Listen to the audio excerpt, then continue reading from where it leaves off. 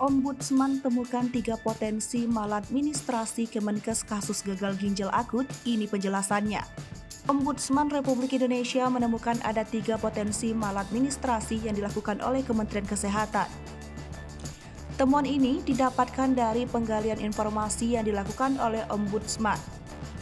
Hal itu disampaikan anggota Ombudsman Republik Indonesia Robert Naendi Jaweng dalam konferensi pers bertajuk Problem Layanan Kesehatan, kasus obat sirup yang mengancam gagal ginjal akut pada anak secara virtual Selasa 25 Oktober 2022.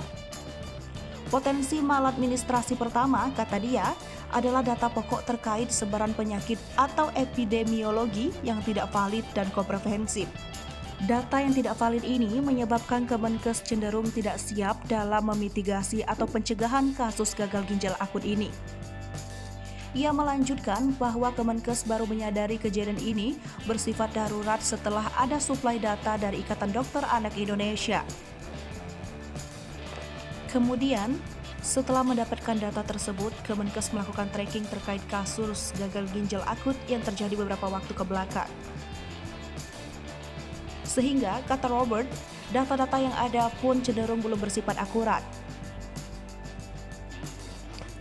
Potensi maladministrasi yang kedua, lanjut dia, dilihat Ombudsman Republik Indonesia karena cenderung seperti tidak mengerti masalah yang terjadi terkait kasus gagal ginjal akut ini.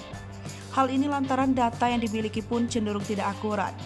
Sehingga Kemenkes tidak bisa memberikan informasi dan sosialisasi kepada masyarakat terkait gagal ginjal akut tersebut.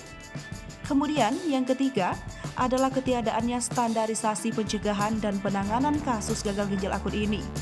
Hal ini, kata Robert, menjadi potensi maladministrasi lantaran membuat tidak terpenuhinya standar pelayanan. Selain Kementerian Kesehatan, Ombudsman Republik Indonesia juga menemukan potensi maladministrasi di Lembaga Badan Pengawasan Obat dan Makanan.